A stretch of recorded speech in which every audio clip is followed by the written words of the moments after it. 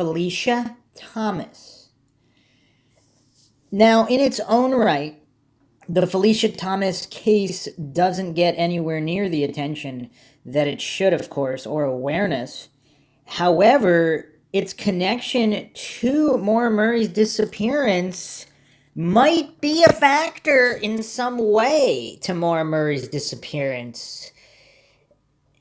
Coincidentally, she disappeared 2 days after Maura, February 11th, 2004.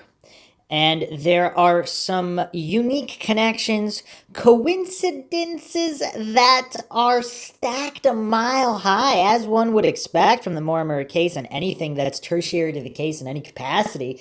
Because this is one unique case. I can't believe we're on episode 65, but when you factor in the never-ending coincidences and anomalies, this is a dream case for coincidence theorists because they get to write more things off as coincidence in the Maura Murray case than in any other case.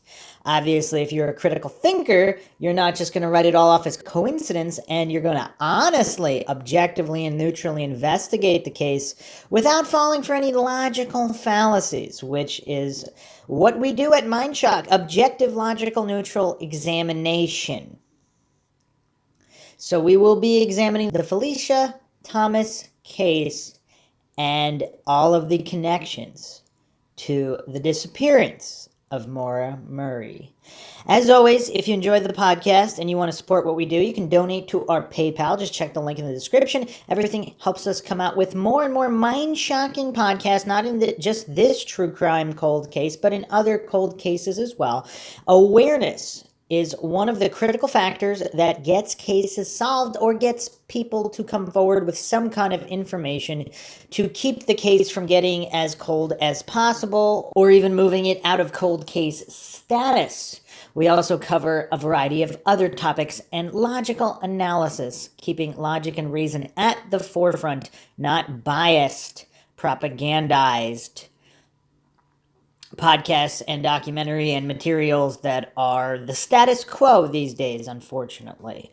Make sure you subscribe to the channel, hit that bell for notifications, make sure you allow your device to have those notifications come through. If that's still not working, you can just go to youtube.com/Mindshock to manually check when the latest podcasts are released.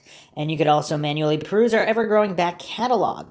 Keep the awareness up in this case, like this podcast, share it across social media platforms, of which you can find us on Twitter, Facebook, Reddit, and Patreon. Patrons do get priority for case topic logical analysis co-podcaster requests. You could also be a guest on the podcast depending on your tier. Questions, comments, theories, thoughts, suggestions, rebuttals, debunkings of any kind, leave them in the comments section.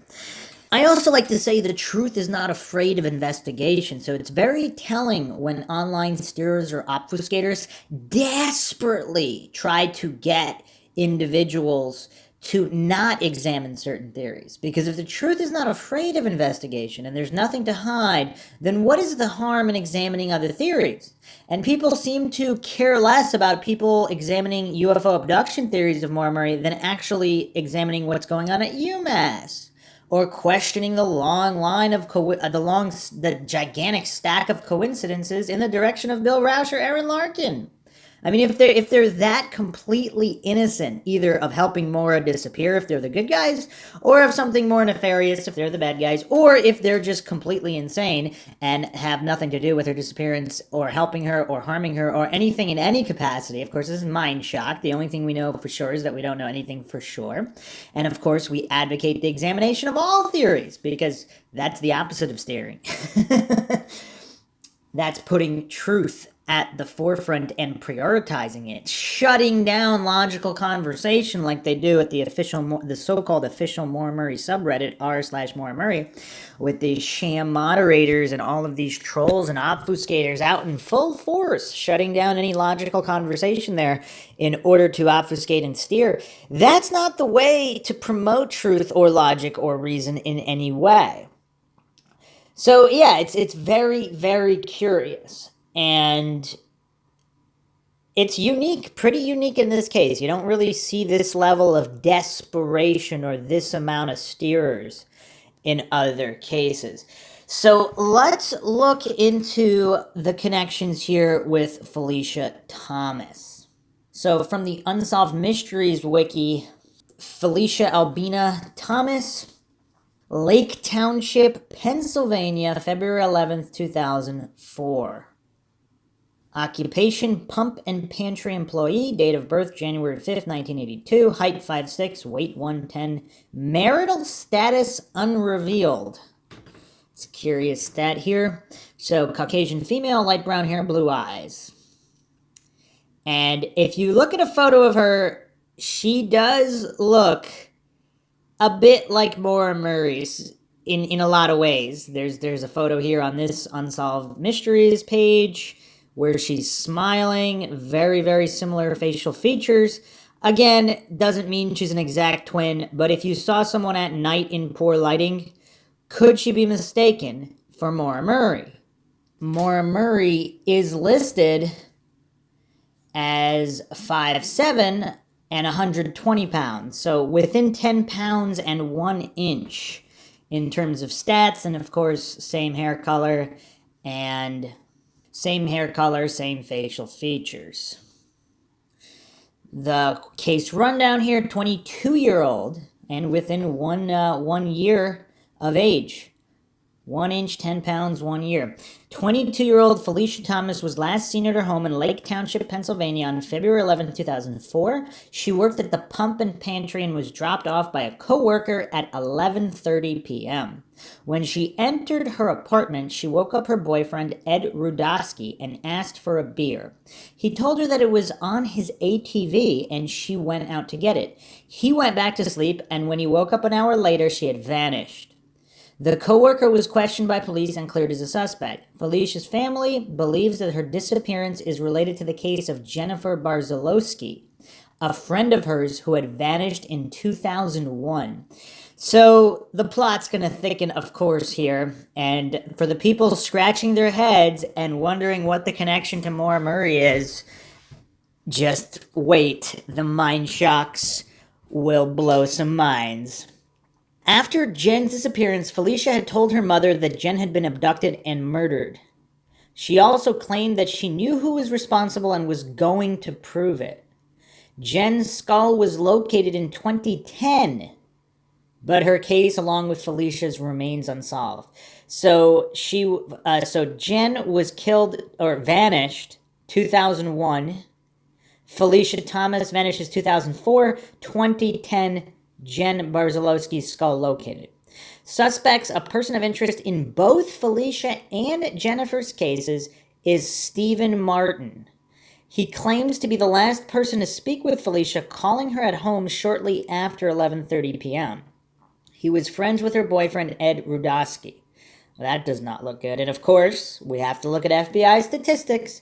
Whenever a female goes missing, statistically, it's far more likely to be her boyfriend, ex-boyfriend, husband, significant other in some way, or someone known to her. He was also the last person to see Jennifer, his girlfriend's sister, before she vanished. So Ed Rudaski, yeah, this is quite a mess. Phylicia Thomas's boyfriend is Ed Rudaski. So apparently, at that time, okay, so Stephen Martin's, his girlfriend's sister.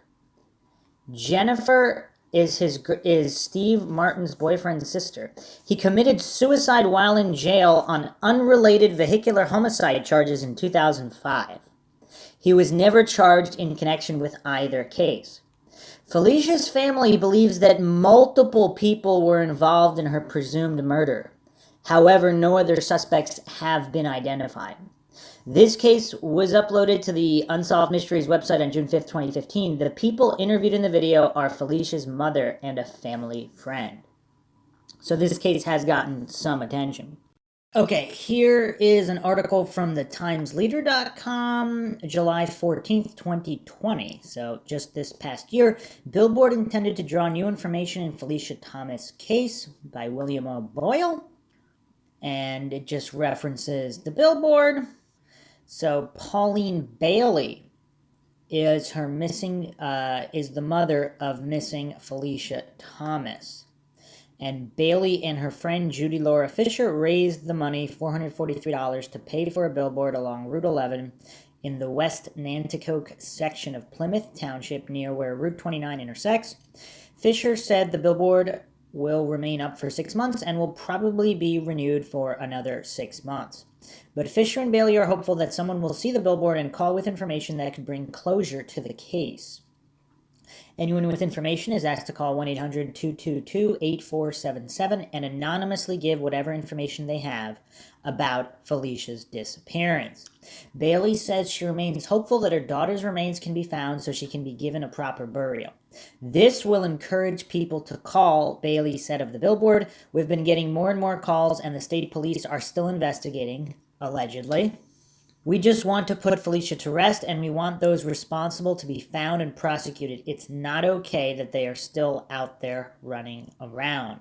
In recent weeks, Bailey has been placing flyers widely seeking information on what happened to her daughter on February 11th, 2004, and where her remains may be and who is responsible. Phylicia Thomas was 22 at the time of her disappearance. Fisher said she works every day to try to find more information that will lead to finding Phylicia. Yet they say nobody has come forward to tell what they know. The search has been ongoing for years with the use of cadaver search dogs last summer looking for clues as to Phylicia's whereabouts. Fisher said it is difficult for her to understand why someone hasn't come forward with information over the last 16 years. She said 17 people were at a party where Phylicia reportedly was last seen. So we have some conflicting stories, as usual in a lot of these cases. On every February on the anniversary of Phylicia's disappearance, a vigil is held on Patriot Square in Nanticoke, and each year hope is renewed that Phylicia will be found and the vigils will end. At every vigil, Pauline has given an impassioned speech asking anyone to come forward with information about her missing daughter. We love her and we will never forget her, Bailey has said at every vigil, and we will find her and we will say goodbye to her. Fisher said she and Bailey intend to add Jennifer Barziloski to the billboard in West Nanticoke. Barziloski, a friend of Phylicia's, was last seen on June 23, 2001, outside C. Major's sports bar on Main Street in Edwardsville. Edwardsville. And Phylicia's boyfriend is named Edwards. And Barziloski was last seen at the bar on Main Street in Edwardsville. Barziloski was described as a white female, 5'6", weighing 135, light-colored hair and blue eyes. State police said the two women knew some of the same people, including Steve Martin, who died in prison. Human remains discovered April 2nd, 2010 in Hunlock Township have been identified as Barziloski 18. Okay, so this is a good comprehensive article from also Times Leader. This was January 20th, 2018 by Times Leader as the author. I don't know, the actual author is here not listed. This is gruesome. This is gruesome and mind-shocking in its own right. Family believes Phylicia Thomas's remains are on Hunlock Township property. The picturesque countryside of Hunlock Township along the gentle hills of Golf Course Road and Timber Lane, a dark and mysterious secret could lie. It is the strongest lead yet in the 14-year quest by Pauline Bailey to find out what happened to her daughter, Phylicia Thomas, the night of February 11, 2004. Thomas was just 22 when she went missing. Despite personal threats, misinformation, rumors, and what she calls a mediocre investigation by state police, Bailey said she is committed to bringing her daughter home and holding accountable those responsible for her death. And is that strange, calling a police investigation mediocre? Usually parents are either super critical or supportive of the investigation. This is like, oh yeah, it was a so-so mediocre investigation. I don't know. I mean, I guess that might be accurate. I'm her mother and I won't stop until I bring her home, a teary Bailey said. I know what happened to her. My family and friends have been looking all these years and we're convinced we know what happened. Bailey and her friends, Judy Fisher and Kevin Ryan, believe Thomas was killed while attending a party inside a house trailer and dismembered in a barn on Timber Lane. It is a theory that has been investigated by state police, a presumption that remains open, said Trooper Stephen Polishan, a member of the Criminal Investigations Unit. Now, what's interesting here, too, is also the way the police are handling it is a little different. In the Moore case, they make specific references to conspiracy theories, more than one person involved. Oh, no, that can't be it. And just downplay friends, family, all these people. Whereas the law enforcement here seems a bit more normal. But again, we'll get into the Moore connections later. Let's finish the breakdown here. So, from what Bailey and her friends say they learned from a few people who attended the party, Thomas was taken into a bedroom by 4 men and raped before she was killed. The party was attended by 17 people, and 2 or 3 left when they heard Thomas's cries for help, Bailey says. I mean, that's tragic on so many levels that this was not reported immediately. Thomas's body was wrapped in a blanket and carried to a small barn that has a gravel and stone floor, where she was dismembered on a large tarp and later burned in a debris pile or buried in a vegetable garden in a field on top of a hill, they believe. All the players are there, all the answers are there, Ryan said. You can almost see it happening right before your eyes. Bailey believes Thomas was killed because she was asking about the disappearance of her friend, Jennifer Barziloski. Now, in this case, this isn't just someone saying, oh yeah, we're going to catch the guy that did it. Apparently, Phylicia Thomas was investigating adamantly. She was going around, searching, talking to people just constantly. She was legitimately putting in time and effort to finding her friend's killer, and she believed she did. She confided in her mother that she did. Coincidentally, this Stephen Martin character, apparently he had a basement that was just dirt. And then as soon as Jen Barziloski goes missing, all of a sudden he's turning his basement into concrete within, I don't know how many days or however many days it was. Apparently it was immediately after, which is curious. Again, this is the middle of winter. Again, not that you can't pour concrete in your basement in winter. It's just normally it's a little easier to do. I mean, everything from transporting equipment to everything, it's just easier to do at other times of the year. So by itself, it's not the most curious thing, but if you're doing it right after someone goes missing, someone that you know and you were last seen with, that might be seen as something more than coincidental by people who can think logically. Now, the other thing that's just screaming bizarre is that her boyfriend, Ed Rudaski, apparently was friends or somehow associated with Stephen Martin. Now, the other thing that's bizarre, so after Phylicia Thomas goes missing, she doesn't pick up her paycheck. And at that point, they call her mother, wondering where she is. Her mother calls Rudaski's place, where Phylicia Thomas and Ed Rudaski had resided, and Rudaski's mother picks up, says Phylicia was there, everything is fine, and she's actually on her way to get to the paycheck. This is days later. And then a neighbor gets in touch with Phylicia's mother and tells her, no, this is not what happened. The same night that she got back, there was all this strange activity. There were people leaving on ATVs, I think 4 people leaving, 3 people coming back, and then coming and going throughout the night. Highly strange activity. This is not normal. So now we have Ed Rudaski's mother, some shades of Sharon Roush here, obviously different, but it's weird. Why would she lie? I guess she automatically assumed Ed Rudaski would be implicated. Again, it's usually the boyfriend. But why would you lie? You would know that why would you lie and say she's there? Eventually the police are going to come knocking and suspect the boyfriend no matter what. So it's really strange.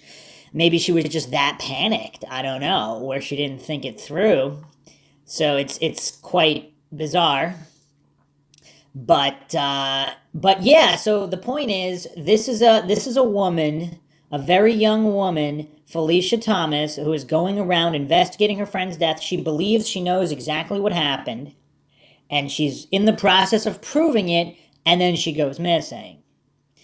So, continuing on with the article here, friend vanished in 2001. Bailey said that Thomas confided to her that Steve Martin was responsible for Barziloski's disappearance. At first, Bailey said she ignored what Thomas told her, but over the years, she believed Thomas may have been telling the truth. So she ignored her own daughter? Huh. Or did she just think she was emotional because her friend died? I don't know. Barziloski was reported missing to the now defunct Lake Township Police Department on June 23rd, 2001. State police would not get involved with Barziloski's disappearance until August of that year. Phylicia would not give up to find out what happened to Jennifer, and she kept saying, "I'm close to knowing," Bailey recalled. According to previous state police accounts, Thomas's boyfriend Ed Rudaski told investigators he was awakened by Thomas when she arrived home from work between 11:30 p.m. and midnight on February 11, 2004. Rudaski claimed he told Thomas there was beer outside on his all-terrain vehicle and he fell back to sleep. Rudaski reportedly never saw Thomas again, nor did he report her missing. Who reported Thomas missing? Bailey. Now, again, is that curious that her own boyfriend doesn't report her missing? That days later, the boyfriend's mother picks up the phone and tells the mother of the missing woman that, oh, yeah, she was there. Everything's fine. She's on her way to get a paycheck right now. No need to worry about anything. I mean, how much time does that really buy? And if all of this was done, if the body was moved, I mean, who knows what is going on or how involved he is. This whole case is just so mind-shockingly bizarre, and that's before we even get into any connections to Maura Murray. Bailey reported Thomas missing to state police at about 5:30 p.m. February 13th, 2004, about 41 hours after Rudaski claimed to have seen Thomas walk out a door to get a beer. Bailey said her nightmare began when Thomas's employer, Pantry, a convenience store at routes 29 and 118, called her to say Thomas never picked up her paycheck. When I received that phone call, I knew something horrible had happened. As a mother, I just knew, Bailey said. Bailey, Fisher, and Ryan said a few of those who attended the party claimed Rudaski and Thomas were picked up by Martin and driven to the house trailer where John Anthony Neary lived. I don't think Phylicia would get into the truck with Steve Martin if Ed Rudaski was not with her, Fisher said. Once inside the trailer, the mother believes Thomas was lured to a bedroom followed by 4 men. Efforts to reach Rudaski and Neary were unsuccessful last week. Okay, so this whole thing is so bizarre because apparently the boyfriend, Ed Rudaski, made up the whole scenario with the beer. Because, okay, people who attended the party claimed Rudaski and Thomas were picked up by Martin. So where is this party? Now they're going from the party to a different location? Or is there more than one party? Or are they just claiming, is this phrased strangely? It's not that they were picked up by Martin specifically, but they arrived with Martin to John Anthony Neary's trailer where a party was being taken place. So why is Rudaski lying about this, particularly if there's so many witnesses that can verify that they were at this party?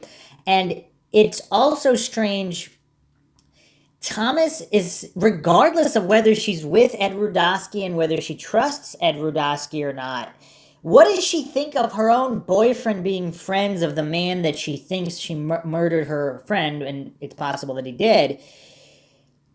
I don't know. A lot of this does not quite add up, and if she truly believes Martin is the killer, at this point, it doesn't seem like she would enter. I mean, I don't know. If she really wants to gather some kind of definitive evidence, perhaps she would. But if her boyfriend and this guy and other people are setting her up, I mean, a lot of this doesn't make sense, because why would they do this where there's 17 other people there? Or whatever, 13, 14 other people there. if that number doesn't include these individuals.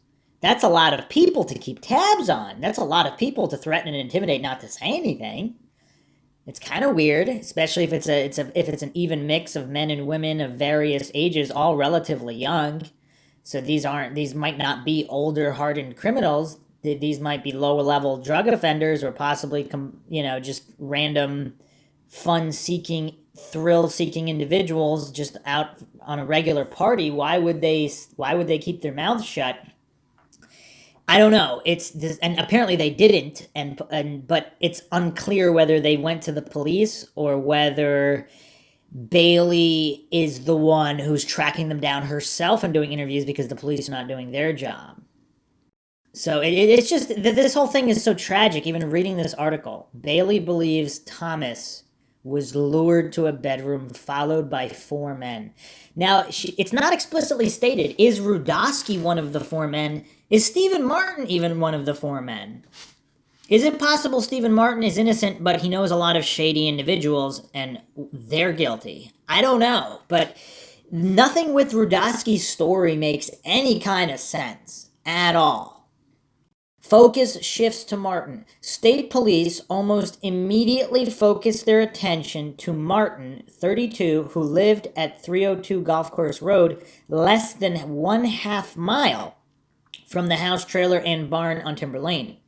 4 days after Thomas was seen, Martin was questioned and his house searched. Although never charged with the disappearance of Barziloski and Thomas, Martin was accused by state police of supplying drug and alcohol to teenage girls and making sexual advances towards the girls on numerous occasions during a 2-year span. Okay, so this is a shady older individual, but why would all these people cover for him? Is he, when it states he's supplying them with drugs and alcohol, is he giving them free drugs and alcohol and they don't want to get in trouble? But it still seems like a rape, murder, and cover up. I mean, that seems like, you could almost understand if there was some kind of fight or maybe someone got slapped around, but nobody was, raped or murdered or anything. People might stay quiet, possibly over a couple slaps. But it seems like this is way above and beyond what anybody would stay quiet about. As troopers continued their investigation, Martin initiated a pursuit with state police that ended in a crash at Wilkes-Barre Boulevard and Coiningham Boulevard on December 9th, 2004. Vera Simon, 55, the driver of a vehicle Martin struck during the pursuit, died December 20th. Martin pleaded guilty to homicide by vehicle and involuntary manslaughter and was sentenced to 2 to 4 years in state prison. Wait a second. Martin initiated a pursuit with state police that ended in a crash. So basically he's fleeing from police. It ends in a crash. What is the penalty from fleeing from police when you're not involved in homicide by vehicle and involuntary manslaughter? And you're only sentenced to 2 to 4 years? That seems kind of weird. Aren't those... There are some sentences that long for simply drunk driving when nobody was hurt for repeatedly doing it. Martin took his own life while jailed at the State Correctional Institution at Camp Hill, August 10th, 2005. The probe into the disappearance of Barziloski and Thomas slowed after Martin's suicide. Bailey said she continued to hear information from those known to the 2 women. Bailey said her efforts were renewed when 2 boys, 12 and 15, riding all-terrain vehicles along Roaring Brook Creek near Roaring Brook Baptist Church found a human skull on April 2nd, 2010. State Police Lieutenant Richard Crowetz, now retired, said in early April 2010 that the creek was thoroughly searched, but the skull was the only human skeletal remain found. Dental records were used to identify the skull as Barziloski's. The skull did not have any perforated marks, suggesting a saw was not used to detach it from the atlas of the cervical spine, according to the Luzerne County Coroner's Office. Coroner Bill Lisman did note, however, nothing has been ruled out. Generally speaking, Lisman said it's possible to use a saw to remove a skull without leaving perforated marks, depending on where the cervical spine where on the cervical spine the cut is made. Lisman said it's also possible for the skull to become detached as the cervical spine discs, muscle, and tissue and ligaments decompose over time. It remains unknown if Barziloski's skull was washed down by high water or carried by wild animals. According to the National Weather Service, there was a high water event throughout northeastern Pennsylvania due to 2 inches of rain, warm temperatures, and snow melt from January 24th to January 26, 2010, less than 10 weeks before Barziloski's skull was found. Barziloski's skull was found about 3/4 to 1 mile downstream from Martin's residence and the barn. Is that coincidental? Cadaver dogs. A feeder creek to Roaring Brook Creek, where Barziloski's skull was found, flows near the barn where Bailey believes her daughter's body was taken. The feeder creek, as it appeared last week, is about 6 feet wide and in sight of Martin's residence. About 100 yards behind the barn in a heavily wooded area, Ryan said, is a black deteriorating tarp that was found next to the feeder creek. Ryan said the tarp was big enough to cover a small car. Bailey and her friends received another boost of hope when the 25-acre property where the house, trailer, and barn are located was sold in December 2015. The new property owners allowed Bailey to search the area. Fisher arranged to have cadaver dogs from Search and Rescue Dogs of Pennsylvania, based in Malvern, search the property August 20th, 2016. According to 2 reports from Search and Rescue Dogs, 2 cadaver dogs made favorable hits. One dog and its handler located the deteriorating tarp under brush and leaves and gave it an indication. And it gave an indication at the debris burn pile in the open field. Unlike the Stephen Avery case, I guess, where there were no hits on the burn pit. The same dog and a second cadaver dog in separate searches gave indications at the same spot inside the barn. Both dogs laid down in front of a cabinet on the stone floor. With information gathered from those few who attended the house trailer party and the cadaver dog search, Bailey, Fisher, and Ryan said they are convinced Thomas was killed and dismembered. Fisher said state police were unaware of the cadaver search until early September 2016. Trooper Polishan said he could not discuss the investigation because it remains open. However, he did say the same cadaver dogs from Search and Rescue Dogs were used when state police searched the property over 2 days. The Forensic Service Unit and forensic anthropologist were also involved in that effort. Chuck Wooters, coordinator of Search and Rescue Dogs, said state police really tore up the place and really worked their butts off when he assisted with his cadaver dogs. Wooters acknowledged that his cadaver dogs gave indications at certain areas of the property when he conducted the private search with Bailey, Fisher, and Ryan. When he assisted the state police, Wooters said he was baffled that the cadaver dogs did not give any indications as they had in the earlier search. Are these the same exact dogs? That's what it states in this article, or that's what it states that Trooper Polishan said. Polishan said the same exact dogs were used. Wooters acknowledged that his cadaver dog, so I'm guessing he's corroborating this information, Chuck Wooters. How often does that occur? That's really bizarre. There wasn't a bone to be found, Wooters explained about assisting troopers. Certified cadaver dogs are right 99% of the time, but I'm baffled by it. And I don't know if that 99% number is correct. It can be well over 90% depending on conditions. Wooters said a cadaver dog can indicate human decomposition within 20 to 25 feet of where human remains are buried. He noted that over time, odor from human decomposition of buried remains can spread underground dependent upon the soil and weather conditions such as rain and snow melt. So apparently if there was enough... So there could have been scent spread through moving water that wasn't there before. That's still curious that it wasn't there initially. Okay, scent lingers. When Wooters did his search with Bailey, Fisher, and Ryan, he said the cadaver dogs had a, quote, a big interest, end quote, inside the barn. The barn, as it appeared last week, is made up of board plank siding with a solid shingle roof. There are air gaps between most of the wood planks, and a window was propped open. The condition of the barn in 2004 is not known. The floor of the barn is mostly made up of golf ball-sized gravel, except for a corner that is made up of flat stones. The same corner is where the cadaver dogs gave indications during the August 2016 search.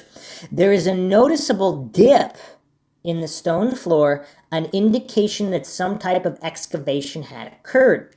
There are old farm tools around, including 6 rusty hand saws hanging on a wall, and a rusty long handle axe. Now, just logically speaking, if you were a group of individuals that dismembered somebody and buried them, would you leave the rusty hand saws you used to do that hanging on the wall? You'd probably get rid of them, possibly even bury them.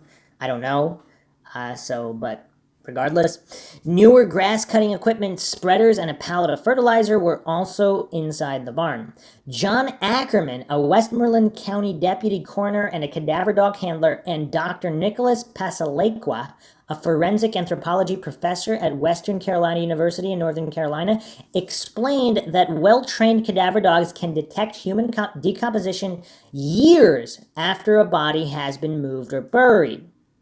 Ackerman explained that body fluids and tissue are similar to gasoline in that the odor does not easily dissipate over time. Passalaqua said cadaver dogs, when making an indication, are hitting on a cocktail of chemicals in bodily fluids. A well-trained cadaver dog is able to detect human decomposition that is 100 years old, Ackerman and Passalaqua explained. When describing the theory that Thomas was dismembered inside the barn, Ackerman said it is possible that a well-trained cadaver dog can detect human decomposition or tissue even after 12 years. Ackerman and Passalaqua are not involved in the Thomas investigation. Now, what they don't answer is why they didn't hit on it initially. Now, again, if there's some kind of water flow issue, I mean, it's still bizarre. Some info not public. There have been changes to the 25-acre property since it was sold in December 2015. The house trailer Neary lived in and where Bailey believes her daughter was killed was demolished, and the debris burn pile has been removed, graded, and seeded. How convenient. A satellite picture from the U.S. Geological Survey's Earth Explorer shows the burn pile, remnants of the vegetable garden, and barn and bulldozer where the trail was located. While Trooper Polishan said he could not discuss the ongoing investigation, he noted there are details about the case not known to Thomas's family and the public. He did say Martin and another man, who is known to investigators, were last seen with Thomas. How does he know what the Thomas family knows, though? Because is he assuming the Thomas family told him all they know, I guess? All quite tragic, of course. But the boyfriend is still so problematic. It's just so problematic. But let's get to the connections here. Actually, let's go to right up here. This is Unresolved Mysteries Reddit. Phylicia Albina Thomas has been missing since February 11th, 2004 from Lake Township, Pennsylvania. She is described as 5'6". She's a Caucasian female with brown hair and blue eyes. Both of her arms are scarred due to dog bites, and she has freckles on her face. Phylicia is also a cigarette smoker. At the time of her disappearance, she was wearing a rust-colored wool sweater, a blue-colored polo with the words Pump and Pantry on it, and white pants and gray Nike sneakers, a blue Pump and Pantry hat, and a homemade hemp necklace. Phylicia had finished her shift at the Pump and Pantry approximately 11:30 p.m. to midnight on February 11, 2004. According to her coworkers, she was in good spirits when she left work. Afterwards, she went to her home in the vicinity of the 100 block of Route 118 in Lake Township, Pennsylvania. Her boyfriend, Ed Rudaski, said he was sleeping on the couch and woke up when she came in. They had a brief conversation. She asked him for a beer. He told her the beer was outside in his all-terrain vehicle, and he went back to sleep on the couch. So is that where he normally keeps the beer so he can be drunk while he's driving around in the ATV? When Rudaski woke up again an hour later and went to their bedroom, Thomas was not there. He drove his ATV to a friend's house, thinking she might be there, but she was not, so he went back to their home to wait for her return. She has never been heard from again. Rudaski believes Thomas left their residence of her own accord. There was no sign of forced entry to the house, and he heard no suspicious noises. Investigators believe Thomas's disappearance is suspicious. Rudaski has cooperated with the investigation and is not being called a suspect. The man who gave Thomas a ride home from work the evening of the disappearance has also been interviewed and cleared of suspicion. She was carrying her cigarettes with her at the time she went missing. Searchers found some mysterious notes while looking for Thomas. The notes alluded to a body which was supposedly behind the Mountain Fresh supermarket in Pikes Creek, Pennsylvania. Police looked in that location but found nothing. The supermarket is only about 1/10 of a mile from the pump and pantry where Thomas worked. Investigators searched the home of Stephen Allen Martin. This Stephen is the same middle name as Stephen Avery, a friend of Rudaski's, for evidence relating to Thomas's disappearance. They would not say what, if anything, that they found. So just a flat-out no comment. So the police may or may not have found various evidence at Stephen Martin's home. Martin claims he called the Rudaski Thomas residence shortly after 11:30 p.m. on February 11th and spoke to Thomas. He said he asked to speak to Rudaski and she told him he was sleeping. This would corroborate Rudaski's version of events. Wait a second. So the man that Phylicia Thomas thinks killed her friend called her house at approximately her last known whereabouts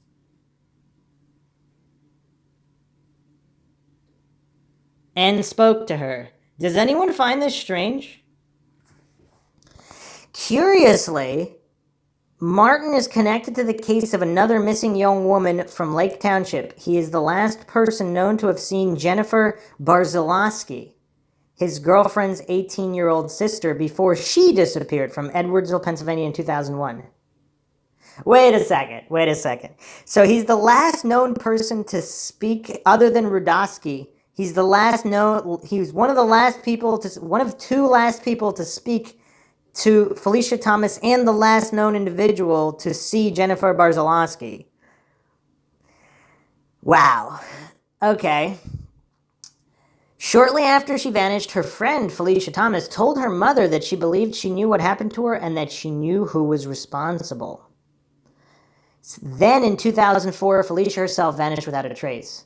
Then in April 2010, Jennifer's skull was located in Lake Township. No other remains were uncovered. The cause of death is undetermined, but her family believes she met with foul play. Her and Phylicia's cases remain unsolved. Some media accounts suggest that Thomas and Barziloski's cases were connected, but authorities have found nothing to support this hypothesis beyond the fact that the two women were friends and Martin was the last known person to have contact with them. He is, however, considered a person of interest in both cases. That's kind of a big thing, not to mention someone going around and actively investigating her friend's death. This is all quite weird, though, for a few different reasons. So, if these are just regular drunk partygoers, let's say that they're criminals and maybe they've done assaults and rapes before. Is that their go-to to just rape someone and then dismember them? What are they doing? Dismembering and incinerating? Is that the first time they ever did that? Or is one of these four men or one of the two men responsible, whatever the case may be? I suppose it's theoretically possible. Not all of if this is true and that she was raped by these four men, theoretically it's possible that she was only killed by one or two or three of them. We don't know the situation So, but regardless, did one of them do this kind of thing before? And that's why they just decided to do it.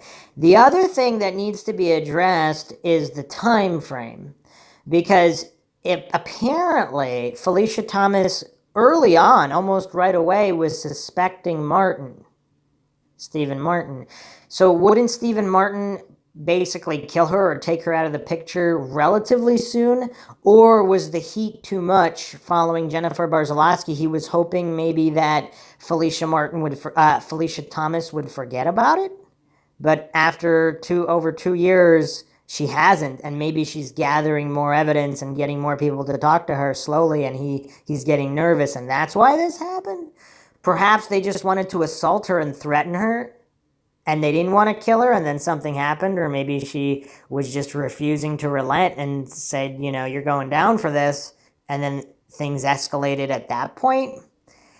Maybe originally the plan was, would her boyfriend, if he's not responsible for her rape and death, was he just lured by Martin? Martin maybe just said they're going to slap her around. Maybe not even that. Maybe just intimidate her verbally and possibly slap her around. Maybe that was the original plan, and then it all got out of control. Or there were other shady individuals there that wanted to take it in another direction. We don't know. Obviously, we don't know. We're just examining all these possibilities and all these things that don't quite add up. One of Martin's associates was Hugo Selensky, who was charged with several counts of murder after human remains were found in his backyard. So one of Martin's associates is a serial killer. You cannot make this stuff up, people. This is quickly becoming one of just the most bizarre cases that I've looked at, just because the sheer number of connections between these individuals. It's like all these guys know each other. Is it possible Hugo Selensky was responsible for all the murders and maybe Martin was an accomplice of sorts? Selensky confessed to several killings, including the murder of Hyun Jong-song, a college student who disappeared from State College, Pennsylvania in 2001 and was never found. Selensky was never charged in Song's case, and investigators are uncertain as to whether his confession in her case was accurate. He was acquitted of the murder charges against him, but convicted of abuse of a corpse. Selensky has not been linked to Thomas or Barziloski, but he was known to be a friend of Stephen Martin's. Is that a bridge too far? Even the most hardcore coincidence theorists? Is being friends with a serial killer, possibly work associate and or friend, is that a bridge too far even for the most hardened coincidence theorists? So we have Phylicia Thomas investigating the murder of her former friend, and there's a serial killer who's friends with the friend of her boyfriend. Now, there's degrees of separation there, but we don't know if Selensky also knew her boyfriend. Is it possible? I mean, if this is all a circle of friends. This is an article from AL.com, Alabama, January 13th, 2019. Updated January 13th, 2019, originally posted February 12th, 2015. Hugo Selensky convicted of murder after bodies of at least 5 people found in yard. Authorities have wanted to nab Hugo Selensky on murder charges ever since they searched his northeastern Pennsylvania yard in 2003 and found the bodies of a missing pharmacist, the pharmacist's girlfriend, and at least 3 other sets of human remains. So keep in mind, Barziloski missing 2001 and Thomas 2004, and police searched the yard in 2003 with all these bodies. It took nearly a dozen years and 1 failed prosecution, but they finally got their man on Wednesday after a jury convicted the 41-year-old career criminal in the strangling deaths of pharmacist Michael Kurkowski and Tammy Fassett. So they can't convict the guy with all of this evidence. Meanwhile, Stephen Avery and Brendan Dassey are sitting in prison. It's just really bizarre. Selensky, already serving a long prison sentence on unrelated robbery charges, now faces a potential death sentence after the jury concluded he killed the couple during a 2002 robbery and buried their bodies behind his house. So he's been killing people for a bit. He had little to say as he was led outside of the courthouse. Not now, he told reporters. I always told all of you that I will talk to you when this is over, and I will do that. No questions right now. That's an interesting statement as well. How often do serial killers say things in that nature? Prosecutors said Zelensky, 41, and a co-conspirator brutally beat Kurkowski to compel him to reveal the location of tens of thousands of dollars he kept in his house, then used flex ties to strangle him and Fassett. Authorities found their decomposing bodies on Zelensky's property about a year later. A few months after his 2003 arrest, he escaped from prison using a rope fashioned from bed sheets and spent 3 days on the run before turning himself in. This doesn't make any sense at all. I mean, we are in the twilight zone right now. This guy escapes from prison right out of a movie scene, so he's making a bed sheet rope. He's escaped. He's out on the run. Now he's randomly going to turn himself in. That's a little weird. I mean, he already escaped. It's weird. The jury reached its verdict after deliberating more than 11 hours over 2 days. It convicted Zelensky of 8 of 10 counts, including first-degree murder and robbery, and must now decide whether to send him to death row or give him life in prison without parole. And another, not to go on a long aside here, but another benefit of not going the death penalty route and killing people, some of these people with lifelong sentences, they might not want to talk at the time, but perhaps years later, a change of conscience, finding religion, death, when they're much older, they might have remorse, who knows? They might give evidence not only in possible murders they committed that were never solved, but they might be friends with other criminals. They might have overheard things in the prison. So it's, again, another point against the death penalty in just killing people as soon as possible, regardless of whether they're innocent or guilty, and regardless of how definitive the evidence is. Sometimes criminals know each other. And they can offer help. They can offer clues in other cases. I mean, even right here, it says he had an accomplice. So it's, just a quick aside there on the death penalty. Prosecutors and defense lawyers under a gag order were unable to comment on the verdict. One of Zelensky's sisters cried quietly and left the courtroom after hearing it. The victim's relatives remained stoic, hugging prosecutors after the jury exited. 13 years murdered Kurkowski's mother, Geraldine Kurkowski, who had testified against her son's killer and from the witness stand ordered him to wipe the smirk off his face. Later Wednesday, Zelensky's brother, Ronald Zelensky Jr., rushed toward an elevator, holding the victim's relatives and prosecutors, and pointed a finger at them. Interesting. Sheriff's deputy walked him away from the elevator and put him in handcuffs. It wasn't immediately clear whether he would be charged. So running at people and pointing a finger at them, is that a crime? I don't know. It didn't even say he said anything to them. So is pointing a finger at someone a crime?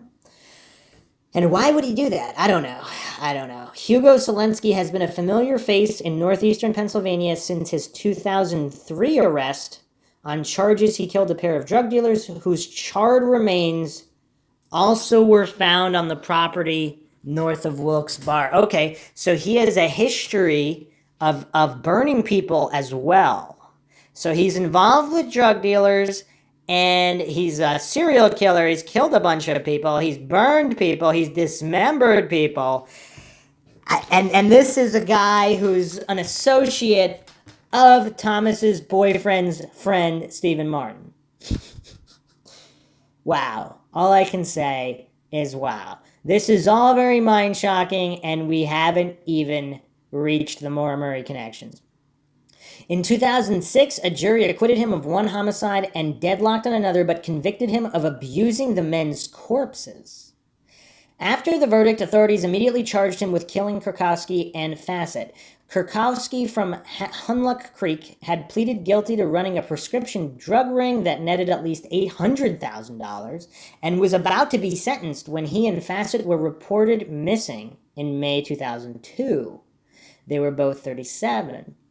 So within a year or so of Barziloski. The defense contended Zelensky was framed by another man, Paul Weekly, who led police to the bodies in Selensky's yard.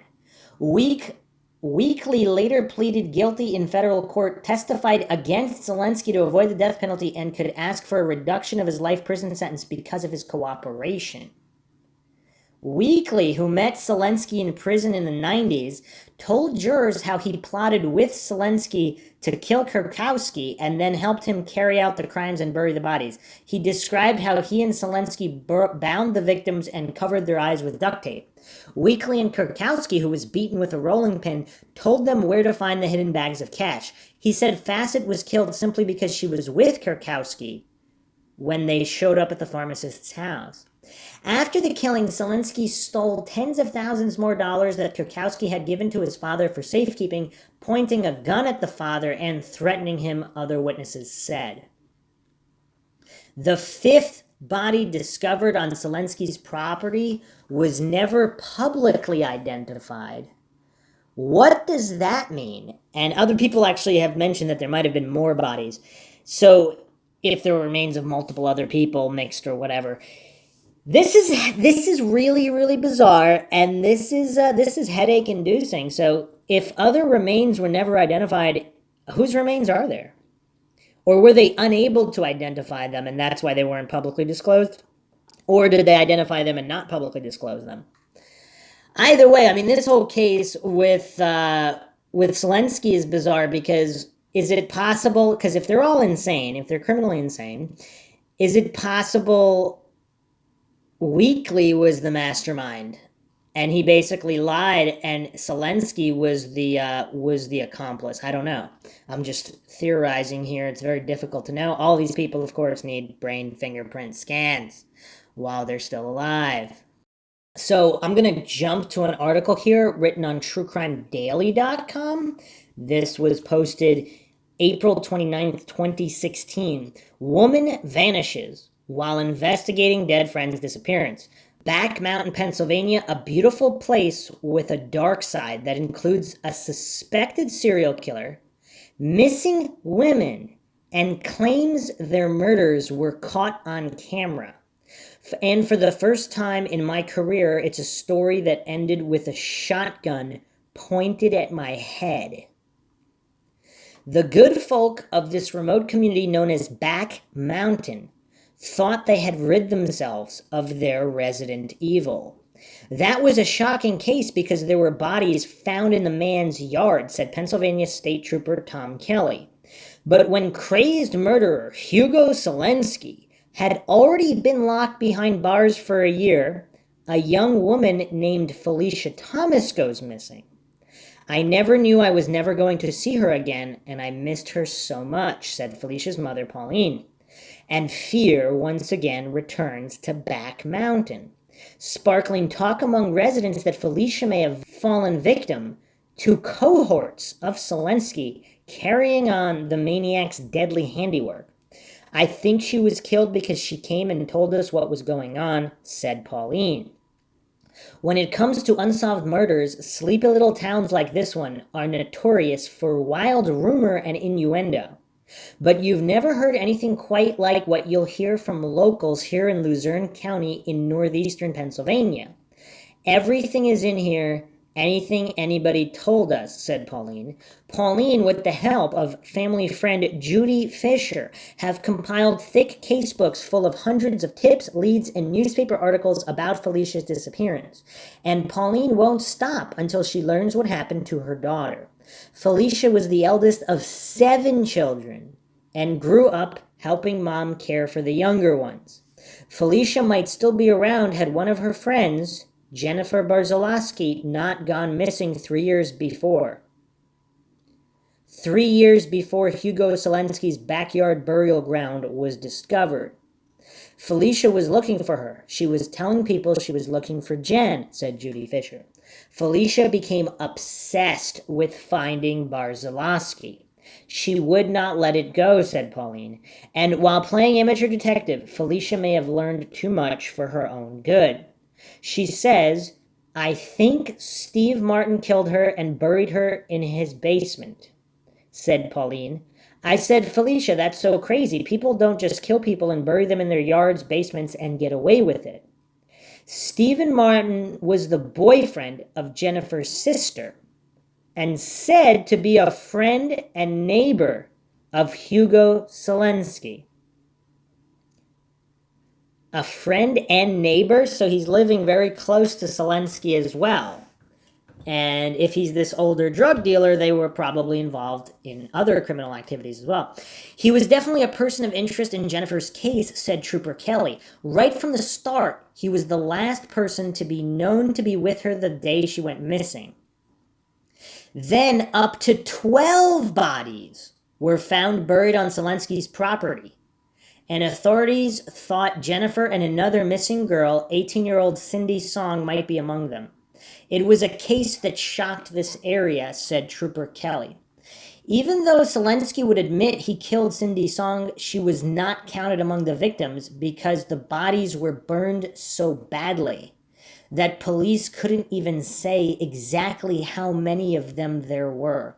So this is gruesome on so many levels, but at the same time, is it possible that Barziloski could be among those bodies? Some of them were in a burn pit where the bodies were burned to almost a powder, said Kelly. Forensics experts were only able to identify 2, and Jennifer was not either one of them. She tried to bring her girlfriend justice, and I didn't listen, said Pauline. Then, the year after Selensky's arrest, Phylicia Thomas goes missing too. So they're basically admitting that it's a possibility that Barziloski could be among the bodies because they were only unable to identify 2 definitively. And this is from 2016, but in the other updated article, it said apparently they did identify other ones. But either way, there are unidentified remains as well, so it's unknown who those belong to.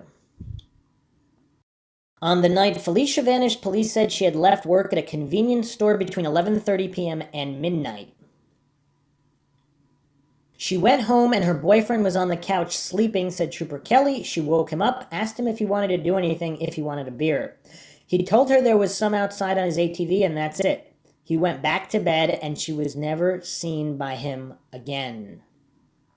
He was interviewed several times, said Kelly. He's been cooperative with the investigation, so truly no one is ruled out as a suspect at this time, and everything he said to us was checked out and appeared to be true. Officer Kelly says Phylicia went to a party that night. When she left the party, she left with Steve Martin and another male. The other male was dropped off, and her and Steve Martin continued on their way. Phylicia Thomas was never to be seen again. This is bizarre. So this is coming straight from Officer Kelly now. So is he alleging that Phylicia Martin was by herself with Martin? And now, if that's true, the only way I could see that happening is if Stephen Martin was supposedly confessing to Phylicia and taking her to the remains of Barziloski. Now, she must have been thinking it could all be a trick. I don't know. But if she really wanted to know that badly, would she go along? I don't know. Steve Martin was also the last person to see Jennifer Barziloski before she vanished. What a coincidence. So wait a second. According to Steve Martin himself, so this is testimony, or basically these are the words of Officer Kelly saying that Steve Martin admitted to being with Phylicia Thomas last? So Phylicia went to a party after leaving her boyfriend, and is Officer Kelly alleging she was not with her boyfriend as other party goers have said they arrived together?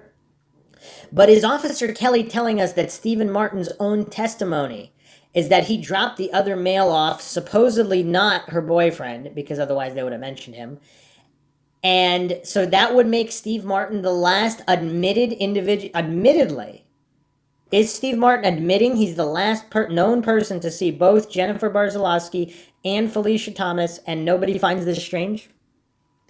And he's buds, business associates, and neighbors with a serial killer. And nobody who has unidentified charred remains on his property.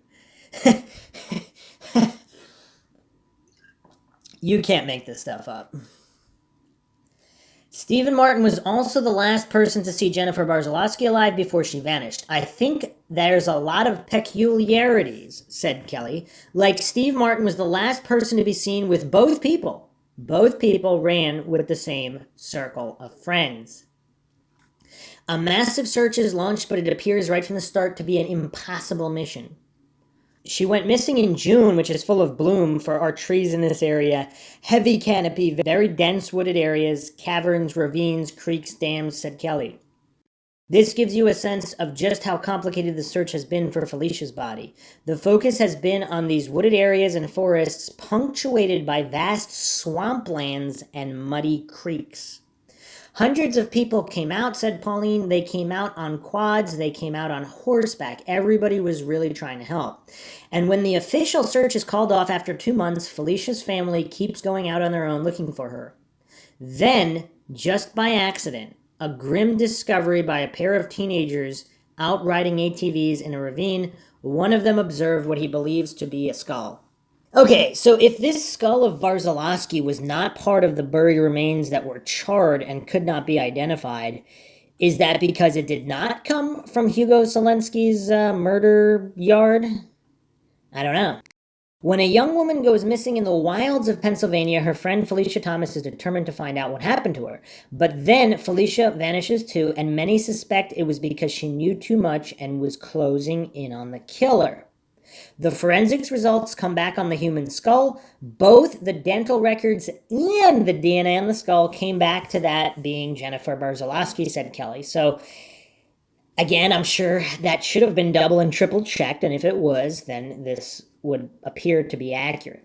Police had hoped to find more evidence at the location. The scene was scoured relentlessly by a forensic services unit to come up with more of the remains of Jennifer, but the only thing located was that skull, said Kelly. However, Officer Tom Kelly notes something else. I will say that skull was found within 1 mile of Stephen Allen Martin's home, said Kelly. You'll recall that Stephen Martin was the last person to see both Jennifer and Phylicia before they disappeared. You know, the other thing that's weird, I have to do an aside on this. Are these backwoods hillbilly drug dealers just that easy? They're just getting away with murder that easily? Because you have people that are doctors and these sophisticated business people that all get tripped up and convicted on murder. They leave evidence and they're caught in lies and all these things. And meanwhile, is this because police officers in this area are also Keystone Cop type individuals? But it just seems strange to me that there could be this much anomaly and coincidence and these guys or whomever killed it's really weird. And if this guy's involved in the drug trade, I mean, how many innocent kids are sitting in prison for buying or selling marijuana, distributing whatever, and meanwhile this career drug dealer criminal is still out and about, at minimum, assaulting people, if not far more worse crimes, and being buddies with serial killers. It's bizarre. It's bizarre. Now Pauline suspects Phylicia may have been made to disappear because she knew too much. Police have also considered that theory. For me to say how close she was getting, I can't officially say that because we don't know, but it's definitely something that's been tossed around. That she had information, said Kelly. Information allegedly suggested that Stephen Martin and other men said to have been friends and neighbors of diabolical killer Hugo Selensky may have been carrying on his evil handiwork after he was locked away. Phylicia reportedly had a direct connection to Selensky through her live-in boyfriend Ed Rudaski, who allegedly took Phylicia to a party where Selensky was among the guests. Phylicia had actually partied with Selensky allegedly more than once. Okay. We're deep in Mindshock territory now. I mean, there's no going back now. I have to say, in the category of this possibly being a coincidence, obviously other people that partied with Selensky did not go and end up being murdered. I mean, some of them I'm sure have, but not everyone who parties with a serial killer ends up dead. However, if you're partying with a serial killer who happens to be buddies with your boyfriend or friends of friends, who was also, if the serial killer's buddy was the last person known to have been seen with your friend who you're investigating the murder of, and then you go missing, is that a bridge too far, even for the most hardcore coincidence theorist? I don't see how people could brush that under the rug. This is just a bridge too far, and we didn't even get into the Murray connections yet. The only connection between them is Ed and Steve Martin. They were all friends, said Judy. The only connection? I mean, how many connections do you need? Said Judy. Phylicia used to go to the parties that Hugo was at, Steve was at with Ed. From all leads and tips coming in to Judy and Pauline, there emerges one common story. Allegedly told by many different witnesses that adds up to a horrifying account of what may have happened to Phylicia at the party she attended the night she disappeared. One witness reportedly told Judy, quote, Steve Martin was there, and a couple of other guys were there, and they talked Phylicia into going into the bedroom to smoke, and she went, and she said soon there was screaming coming from the bedroom, and the man that was in the bedroom had a camera. They saw a camera go in the room with one guy, and they were scared they were taping and that she was being raped, said Judy. Several others also allegedly told Judy they heard Phylicia screaming, one claiming that he got afraid the cops were going to come because of the screaming. He left because he was scared. He thought they were beating her up.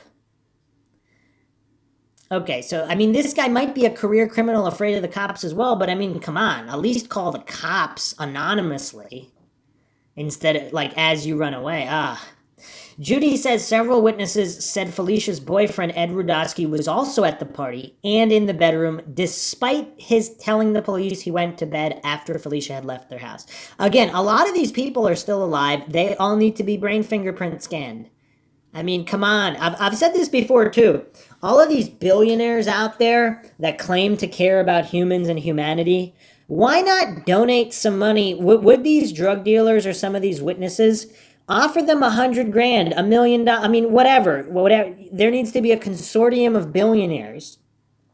If they all donate, a couple mil here, a couple mil there, they're not going to notice. They're not going to notice that loss, and they can help solve all these cases. If everybody was brain fingerprint scanned, we would know what happened in this case, and in many other cases. Judy says several witnesses said Phylicia's boyfriend, Ed Rudaski, was also at the party and in the bedroom, despite his telling the police he went to bed after Phylicia had left their house. They told him to take a walk, and he did take a walk, said Judy. He left her there to die because he left while she was screaming, and he couldn't take it. Okay, that's an interesting detail here. So according to these witnesses, Ed Rudaski did not participate in the assault, rape, or murder, and he just cowardly left her to die because he couldn't watch either. I don't know. This is all quite bizarre. Police will not confirm that story, but another witness allegedly told Judy several guests actually saw Phylicia's body in the room. Quote, she said that when they opened the door that Phylicia was wrapped in a blanket and they took her and buried her, end quote, said Judy. Okay, this is, okay. So this female witness is telling Judy that she saw Phylicia wrapped in a blanket and she was taken out to be buried. So I don't know, again, is this lost in translation where they just, she assumed they were taking her out to bury her? They might have burned her or whatever, who knows? But she apparently saw Phylicia's body, possibly dead at that point, possibly not, in a blanket.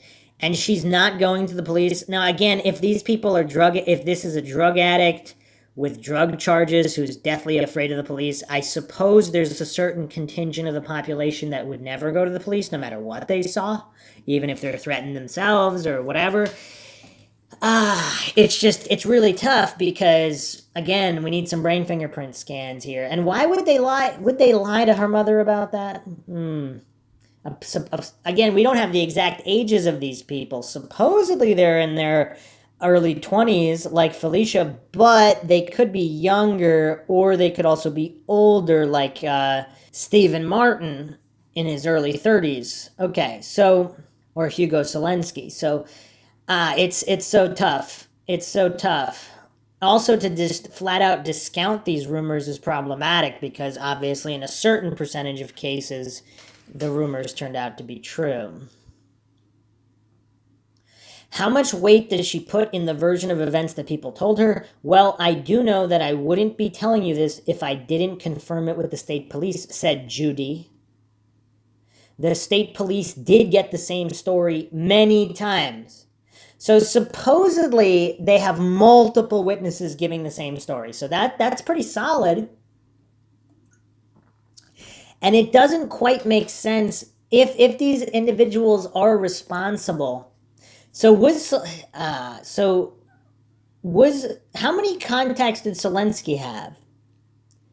And so it seems from these stories that Ed Rudaski is kind of like this unwitting guy that might have not been directly in the circle of murderers, but these other individuals might have been experienced murderers.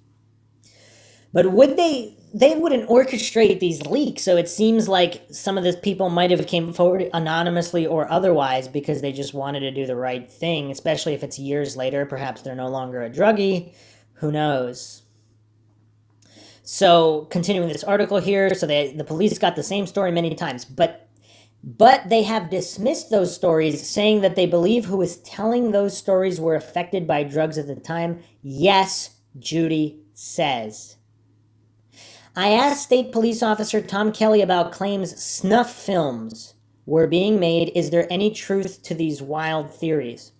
To my knowledge, no, I have no information or have I heard anything about that, said Kelly.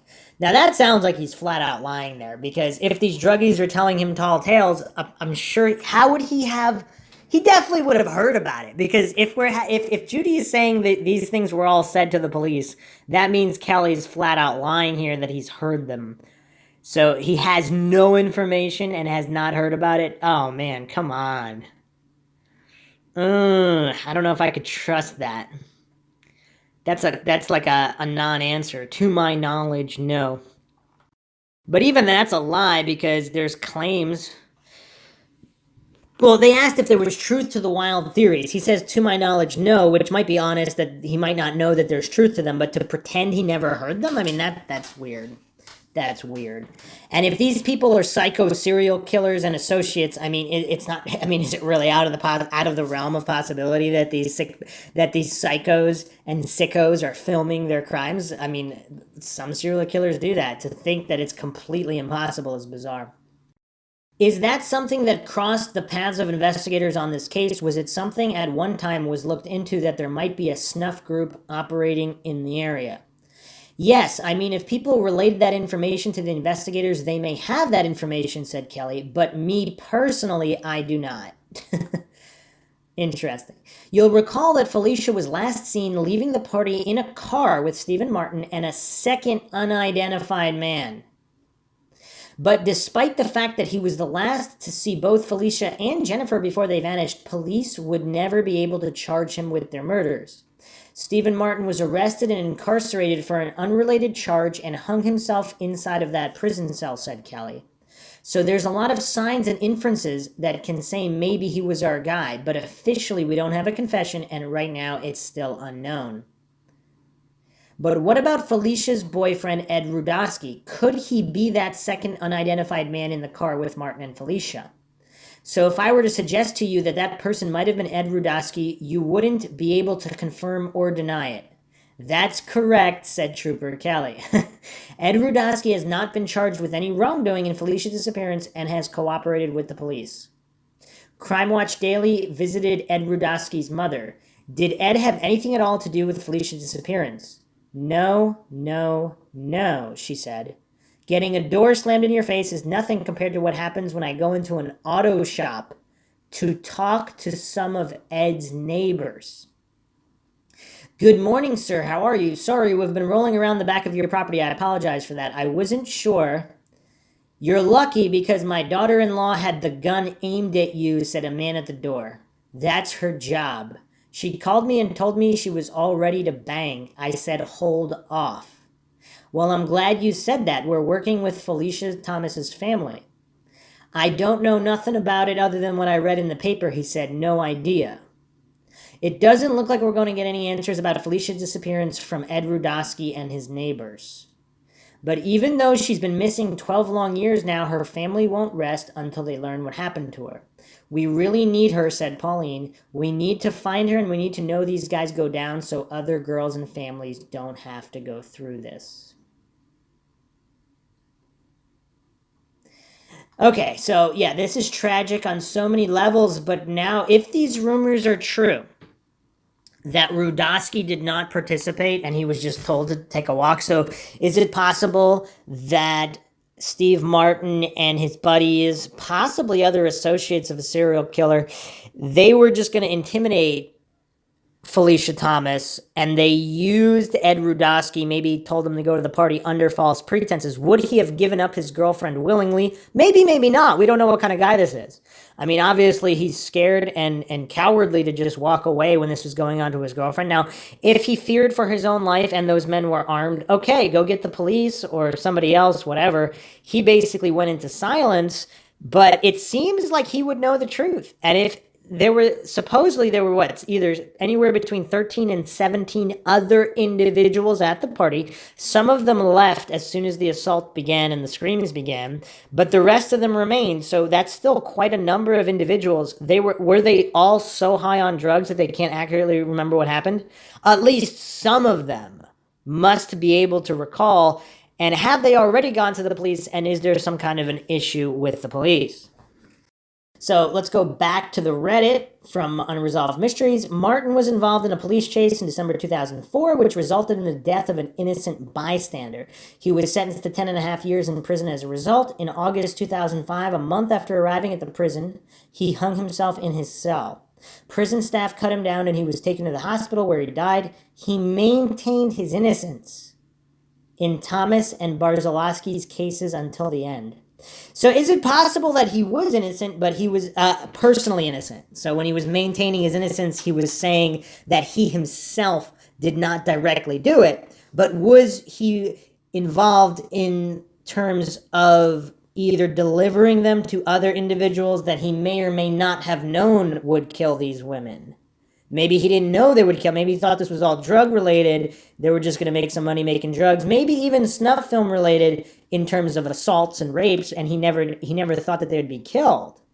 Maybe he didn't know the lengths that some of these other individuals would go to. And who knows? Either way, at this point, Rudaski seems to be the best bet in getting information. Thomas's case is still under investigation. Police suspect foul play was involved in her disappearance. There have been many rumors about what happened the night Phylicia went missing. Witnesses remember seeing her at a party that night in the company of Martin and her boyfriend, Ed Rudaski. The witnesses claim that Martin Rudaski and others took an intoxicated Phylicia to a bedroom. One of them was carrying a handheld camera. Screams were subsequently heard, and Phylicia disappeared that evening. Of course, these are rumors mostly, but if there is any truth to them, then there is obviously more than one person who might know what happened to Phylicia, and if Rudaski was in fact at this party, this means he lied to the police about his whereabouts that evening. Look, someone out there knows what happens to Phylicia, and that person or persons needs to come forward and finally give some much-needed peace and closure to her friends and family members. So here's a commenter from the area. I am from Pennsylvania. I live 15 minutes away from where she lived. Most people from our area are convinced Martin killed her and Jennifer. Hugo's name is rarely mentioned in the same sentence as far as this case in our area. Also, there is no proof or evidence he had anything to do with the Penn State student's death, other than his own confession, I guess. But I mean, this guy's a friend and neighbor of Martin, so like that is kind of weird. Phylicia's mother is heartbroken and reminds our local residents of her daughter's death every chance she gets in the local papers. She will not rest until her daughter's remains and killer is found. I do not blame her as a mother myself, and I pray she gets her answers. They never allowed her to have a cadaver search on Martin's property. I do not know why. I am brand new to this site, so I apologize if I broke any rules. Just wanted to comment as this case is from my area. Also in our news, it stated that Thomas and Barziloski were not just friends, but cousins, and were both seen with Martin before disappearing. Wow. Okay, so if that's true, that's even more mind-shocking. So basically, they're cousins, possibly distant cousins, who knows? They were both seen with Stephen Martin before disappearing. So okay, this is spinning my brain in another direction now. Because wow, what if, so here's the thing, if Phylicia Thomas thought it was Stephen Martin, she was with Stephen Martin also when Barziloski went missing, was what was involved there? And obvious, I mean, I don't know if it's obvious. Do people think that Phylicia could have possibly been involved in Barziloski's murder? But I don't think so, because why would she so publicly be continuing to investigate? But here's a theory that I haven't seen explored. What if early on she thought it was Thomas? But that obviously wouldn't, Thomas, if it was Thomas, perhaps Thomas would have killed her earlier. So if it really wasn't Thomas and it was one of these other associates, then she wouldn't be afraid of Thomas. So she might go to a party with Thomas because she's trying to get info on these other people. Huh. So what if it's not Thomas? But if Thomas was a spiraling criminal, perhaps even if he didn't kill Barziloski, he maybe was a lot more far gone mentally by that time, and maybe he was responsible. So I guess it's possible he wasn't responsible for Barziloski, but he was partially responsible for Phylicia Thomas if he was one of the individuals. Wow. And there's some people are talking about Selensky here, a couple more details. He escaped from our local jail. One inmate joined him in the escape. Selensky pushed him off the rope and ladder, and the guy is now paralyzed from the waist down. So another guy was trying to escape with him, and Selensky basically pushed him off. I mean, that's really weird, because if another inmate also escaped and they went separate ways, officials would also be looking for the other guy, which possibly might increase Selensky's chances of escaping himself, but he decided that he was going to be the only one who escaped, only to turn himself in later. Bizarre. But anyway, this individual goes on to say this: what kills me is that all during his trial and court appearances, women from all over came to support and swoon over this guy. Not only is he unattractive, but who the hell swoons over a thief, killer, liar? You get the picture, I'm sure. And again, this is going into the groupie phenomenon, where apparently a certain percentage of individuals do that. Some claim that Selensky's confessions were actually fake confessions, and that others committed the murder and he was the fall guy. A group of others, not just one individual.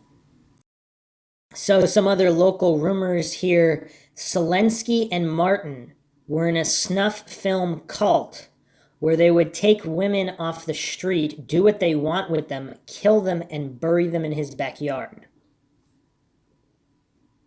Some people believe that Phylicia's boyfriend was participating in this, but Phylicia herself didn't know about his participation.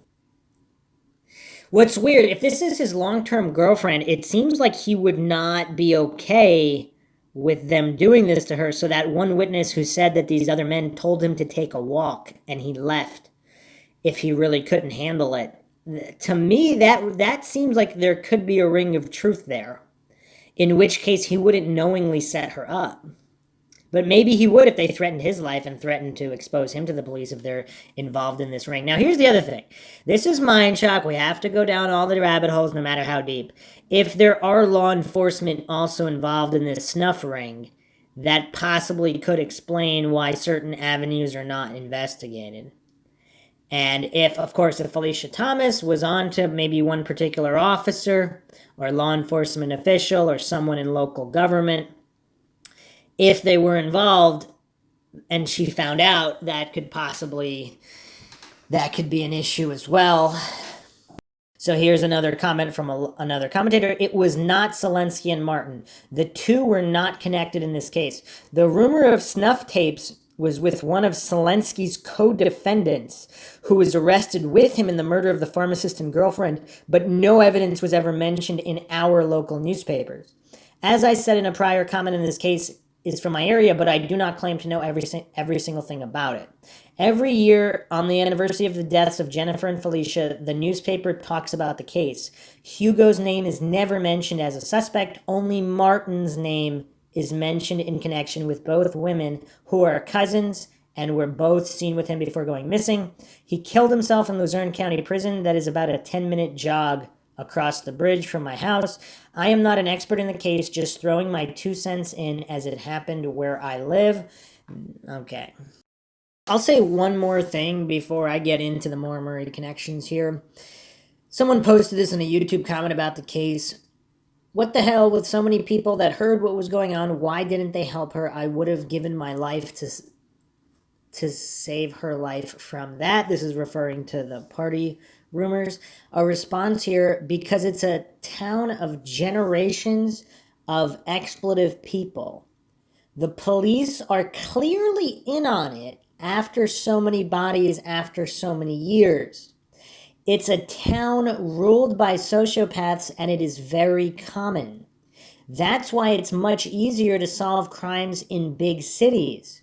Nobody knows each other, so no cover-ups. Obviously, there are some cover-ups, but yes, the gist there is quite interesting in the differences between how neighbors or townspeople would react in a small town where everybody knows everybody's secrets and where all the bodies are buried and who's willing to kill who over what, as opposed to a big city where nobody knows anybody, so they just tell the police whatever they saw, in most cases. And actually, a couple other people said, I agree, I think it's snuff, and I believe her boyfriend was involved, as well as town authorities. Now, the thing about roping in these conspiracy theories that just, more than one individual is capable of crimes. So if officials or law enforcement are involved, that does explain why something like this wouldn't be solved unless there was some kind of an FBI intersection with another case or something major, something disconnected from all of this, because it seems like with a town like this, there would be a fair amount of people that would probably know exactly what happened. Just based on the fact that supposedly this is more than one individual involved. If it's more than one individual involved at these parties that all these people frequent, everybody knows everybody in this small town, it just seems very likely that there are quite a few people that know exactly what happened. And there's quite a few people who might have heard rumors that could give the right information to find out exactly what happened. Another commenter on YouTube made the point that the police don't want to believe that this is possible regarding like the snuff and all this stuff. That's an interesting point too, because if the department, so again, coincidence theorists always love these hasty generalization and false dichotomy logical fallacies where either the whole department is in on it or nobody's in on it, just all this craziness. If, let's say, some members are in on it, the others are not, you're generally not going to, if you're a small town police officer, you're not going to want to believe other fellow officers, particularly high-ranking officers, are involved in something like this, or even town officials. And even if you have reasons to suspect that they are, how would you go about it if you're this low-ranking officer, especially if you're going to be afraid for your own life? So, yeah, it's interesting. If there is some kind of circle operating there and they made an example of what they do to people who ask questions, it's It's rough. It's really rough. It's haunting. And of course, there is justice delayed is justice denied. So let's move on to the potential connections in the Maura Murray case. So here's a few comments from topics. Some people believe it's just a cesspool, but there's been a lot of good information shared on topics over the years as well. This was from a thread from May 2010. I was reading on the Amherst, Massachusetts topics about another young female who disappeared just 2 days after Maura did.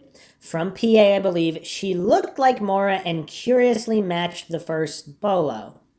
Also, she was a cigarette smoker. A few suspects' connections and such made me wonder if she stood in as Maura and then taken away when the job was done. One reason for thinking such a far-off thing was because that young female knew and was friends with disappeared to sometime before she herself did. The main suspect was someone who knew them both, removed by being friends of friends. So right off the bat, that seems very unlikely because, again, what was her work schedule? We're talking about a relatively great distance here.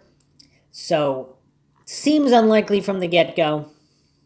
Other people are asking, has anyone ever tried to connect Maura's disappearance to the strange and bizarre disappearance of Phylicia Thomas, which happened 2 days later? She literally vanished into thin air. It was close to where I live near State College, PA. The more I read about it, seems very odd, and I could somehow think Hugo Selensky could shed a lot of light on a lot of missing persons cases. People like him, Selensky, should be killed at birth. This is what a commenter is saying. It is very strange and just a possible theory. Total speculation, but all in all, it seems very, very likely that this girl, Maura, did in fact kill herself. Her suicide was probably planned before her Route 112 accident, but maybe not. Maybe just the getaway was planned and she wrecked and totally lost it and decided to leave this earth. And again, this is back, this is quite a few years ago now, before all of this new information has been available. Obviously, Maura Murray might not have even been in New Hampshire. So more discussion here. I don't think I've ever said anything negative about anything anyone has posted on here. I never said Maitland's case was solved, but police and certain PIs believe they know what happened. As for Maura Murray, I didn't realize her mom died on her birthday. That's so sad. I wonder if she killed herself. Suicide is a permanent solution to a temporary problem. If nothing else, these cases of Bree and Maura make you want to hug your kids tonight and not get so mad at them for making trivial mistakes. I'm sure that is what haunts Fred Murray to this day, but I think he needs to let it go. I pray for him and hope that he can find peace someday. I talked to a woman near me who lives near me. Her daughter, Phylicia Thomas, vanished 2 days after Maura Murray.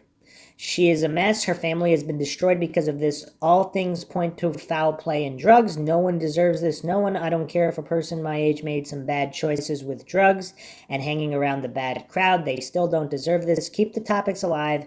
Never stop asking questions. Could Maura Murray have been abducted by an alien spacecraft? Stranger things have happened. I wouldn't rule anything out. Okay. So we'll get a little bit more interesting here. So people were speculating that Phylicia Thomas and Maura Murray had a mutual acquaintance. I don't know if there's anything to this. Of course, State College is not far. There was that other missing individual from State College. People in colleges know other people in colleges and drive around to other colleges and party. Of course, that is known and not surprising. Now, whether or not there are definitive links here with Maura Murray, I am not alleging that. There's just online speculation of that. Now, here where it's getting interesting, supposedly that area of Pennsylvania is not far from where a certain person of interest in the Maura Murray case had owned some land. And this person of interest at the time was being discussed as Rick Forcier for the land that he owned in Pennsylvania. Apparently, other people were saying that there was another individual who also had land in Pennsylvania. All of this, of course, rumor mill. I'm not alleging any of this is true or untrue. And, of course, people in New Hampshire might have land in Pennsylvania as well. That doesn't mean they're murderers, doesn't mean any of these things. But, of course, pouring concrete in the winter, within days, after someone goes missing. That is curious, especially if 2 to 3 people were doing this in the case of Maura Murray, but it's quite bizarre. So obviously there's nothing incredibly direct to link these two cases, but just how similar they look to each other, how similar people describe them. It's just it's bizarre. And obviously all these cases should be covered anyway, but I'm going to be moving on to other missing persons directly in the Haverhill area now. And there are quite a few.